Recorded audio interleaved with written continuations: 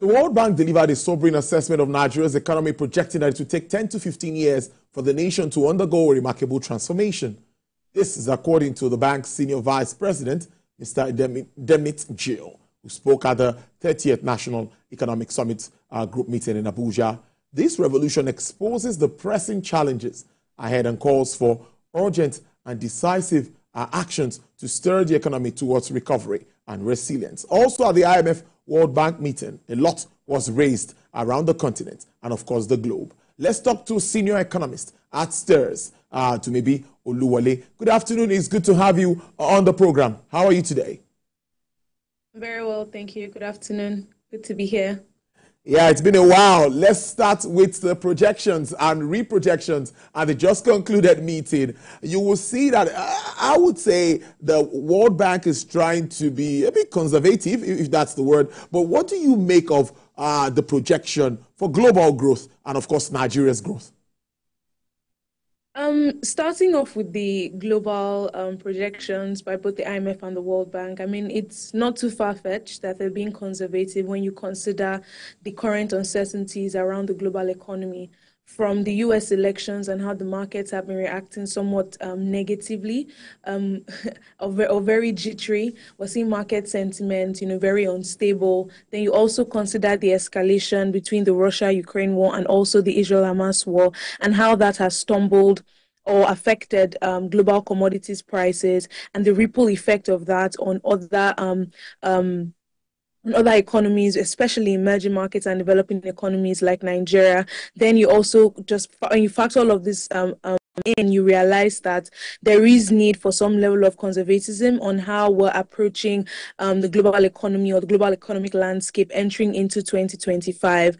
And these same sentiments have also, been brought up regarding developing economies like Nigeria, and that as well as, affected the revision to growth outlooks. So when you look at it in the domestic context, you see that Nigeria is still pretty much fragile. The exchange rate issues are still very pertinent. Inflationary pressures are high and now exacerbated by the flooding that we're currently seeing in the major food producing states in the country. We're also seeing higher petrol prices, higher energy prices, and to an extent, a certain level of risk from social tensions. When you price all of that in, you realize that the net effect on GDP growth is somewhat negative, and that's why we're seeing the IMF revise downwards Nigeria's growth forecast. Conversely, we're seeing them as well be more optimistic for other African economies, namely Ghana and South Africa. And a few things that have stood those two countries out from Nigeria, when you look at the revisions that the IMF and World Bank have taken up, is a significant increase in industrial sector growth, and how they're looking at the positive multiplier effect of that increase in the extractive industry, the industrial industry, the manufacturing industry, how that would have a positive multiplier effect on economic growth, employment numbers, and the broader investor sentiments towards those countries. Then you also look at the positive political environment that is currently pervading these countries. Interestingly, Ghana's elections are coming up, and yet there's still some level of semblance towards how the international community is perceiving the economic climate for Ghana. Then you also look at the fact that the investor sentiment towards both countries are also looking good. For South Africa, we're seeing positive sentiments because of the successful nature or successful rollout of reforms, structural reforms under the coalition government that is currently underway.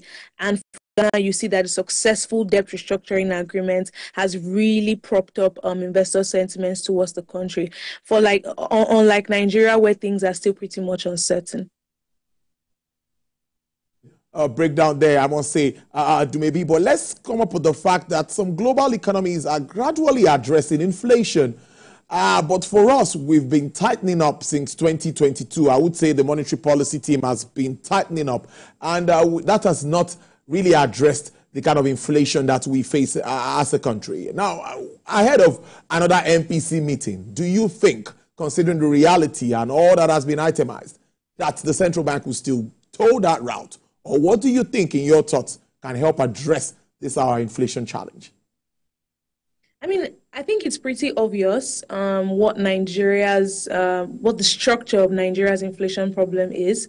It's not completely monetary. So that's one of the reasons why you're seeing delayed effects of the hikes in interest rates on inflationary pressures in Nigeria. When you dissect Nigeria's inflation numbers, you will see that food inflation is the primary driver of inflation in Nigeria today. And there are numerous factors that are causing these issues, from exchange rate pressures to poor agricultural sector productivity to insecurity. And these issues rest primarily within the purview of the fiscal authorities. And so not until we begin to see a significant, change in how we're able to produce enough food, how we're able to store our food, these inflationary issues will still be very much at play in Nigeria's macroeconomy. In terms of what monetary policy authorities are doing, remember that they do have some levers that they can pull to reduce the rate of increase in prices. And that's exactly what they're doing. It is very much expected that they keep increasing interest rates simply because price pressures are still very much strong. And one way they're doing this, or the reason why they're doing this, is just to somewhat manage market liquidity. And if they're able to do that, it somewhat reduces, the level or the degree at which prices are increasing in Nigeria from the monetary side of things. Monetary policy authorities do not have so much levers to pull when you consider how structural and cost push Nigeria's inflation is.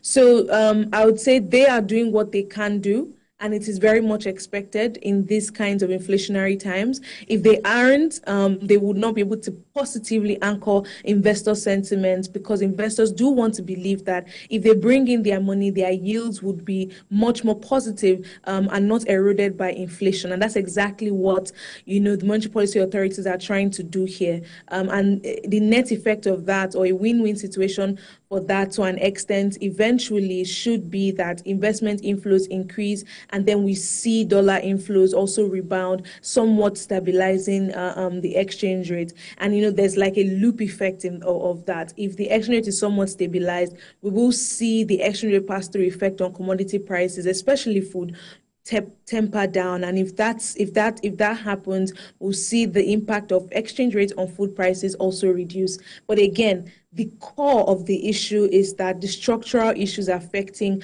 inflation in Nigeria are still very much at play here. A very good example is the flooding incident that is currently happening. We had a very significant flooding incident in 2022, and one would have expected that some level of structural measures would have been put in place to at least somewhat hedge against an incident like this happening 2 years after, almost even 3 years after.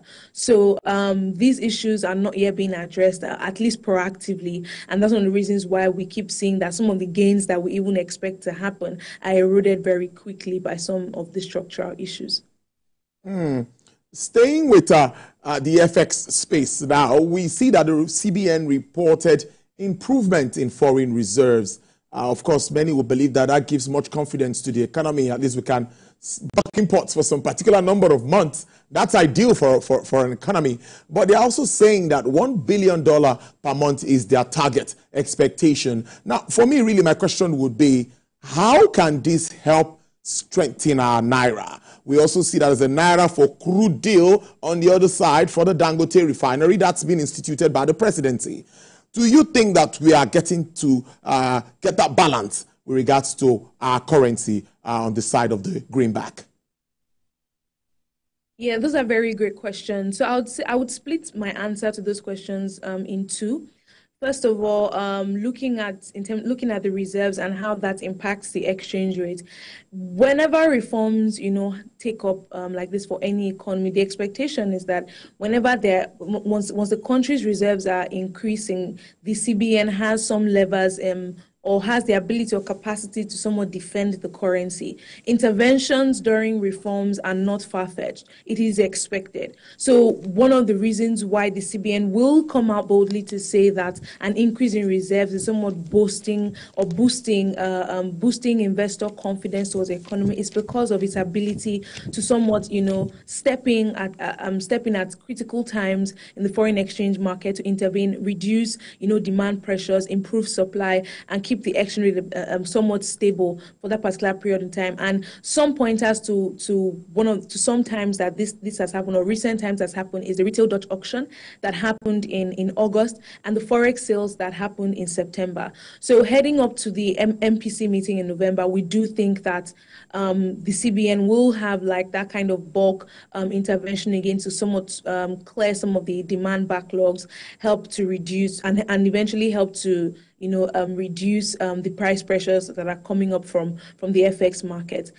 Looking at the other aspect of things where we're seeing measures like the Naira for crude deal, and more recently, the CBN partnering with the International Finance Corporation to actually, invest in Naira in Nigerian economy. These are measures to somewhat reduce demand pressures for dollar and even to an extent reduce pressures for FX supply as well. And these are very welcome developments because what this does is that it reduces demand for foreign currency in the country and allows businesses to operate in Naira. So for investors, it reduces it helps them manage currency risk, and it helps to somewhat reduce the negative returns that they make on their investment. It will help them exit, and this is going to be very positive for long-term investments to come into the country, especially private equity that would last for about 5-10 years and sometimes even longer, right? And those are the kinds of investments that Nigeria needs today, because with the reforms, we've seen a significant jump,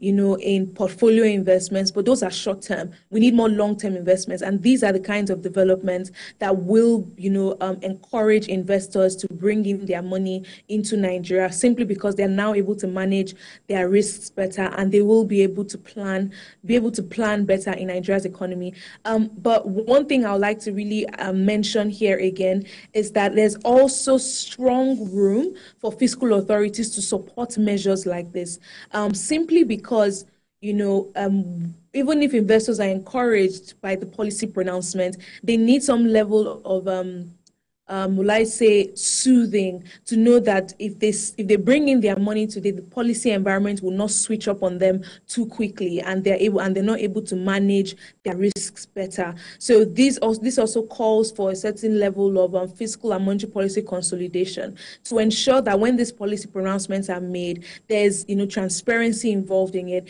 If there will be any change to those policies, it should be communicated well ahead of time so that businesses and investors can plan their projections, plan their investments, plan their businesses to better suit the economy and better suit them as well. Before I let you go, we've identified geopolitical issues and, of course, the impact they have on us as an economy, even movement of goods and services, raw materials and all of this will be impacted one way or the other. But what is the outlook for you now, considering what World Bank and IMF has said, considering the challenges, the reality on ground? We know that the price of fuel is about 1,030 in Lagos, now 1,060 in Abuja. And we also know that some state governors have started to pay the new minimum wage. Some are offering as much as 85,000, some 80,000 in some cases. As we go on, what sort of arrangement or what sort of development do you see across the board? So starting with the global economy, I do think that the U.S. elections will pretty much shape the end of the year, going even into 2025. Regardless of the outcome of the U.S. election, whether it's a Trump win or a Harris win, I do think that the markets will price that in, and it would definitely have an impact in terms of global commodity prices, debt sustainability risks for African economies, in Nigeria inclusive, and even interest rates and inflation trends, right? So I think that those are the key things to focus on when you look at the global economic climate right now. For geopolitical tensions, there are chances that going into 2025, we might see some level of simmering down, especially for the Israel-Hamas war. The possibility of all of it ending, by the beginning of 2025 or even by year end is very slim. And what this means is that the risks to global commodity prices and import dependent nations like Nigeria is still very much pertinent. And we will see that, pass-through effect from global commodity prices into our domestic economy. And it's obviously something that government officials or policymakers will have to definitely consider going into 2025, especially as we're going into the festive season as well. And, that typical increase in commodity prices and all, something that policy authorities will definitely have to factor in. For the domestic economy, we've already seen pointers to certain tax amendments. I do think that that's something that will continue heading into 2025. We've seen the fact that the government is trying to ramp up revenue. And this is not too far-fetched when you even look across what is happening in Africa. Kenya as well is going on the same route. Ghana as well is going on the same route. Egypt is going on the same route. South Africa is going on the same route. So Nigeria is pretty much playing the same ball. And we do think that that's something that's going to continue. Now, how this is going to play out is what we're not yet sure. We do think that changes to VAT are also underway. Again, how this is going to play out is what we cannot really tell. Primarily in terms of the broader business environment and consumer environment, we do think that measures to alleviate price pressures will be top of mind for both fiscal and monetary policy authorities. So, for instance, the federal government is trying to ensure or instate like an LPG export suspension just to try to make sure that the domestic market is serviced and prices come down. So those are the kinds of measures that we will see come to play to ensure that domestic prices simmer down and, commodity consumer demand, household wallets are actually, reopened and businesses are beginning to, pick up and thrive again. But again, it's all going to boil down to how these policies are eventually implemented, proper transparency, communication, just basically to keep businesses involved. And those are things that we expect should happen, just so that it all doesn't just come crashing down. I must thank you so much, Sumebi Oluwole, Senior Economist at STIRS. Thank you for spending your Friday afternoon with us. We appreciate this. Enjoy your weekend. Thank you. You too. All right, then. Well, coming up next on the show.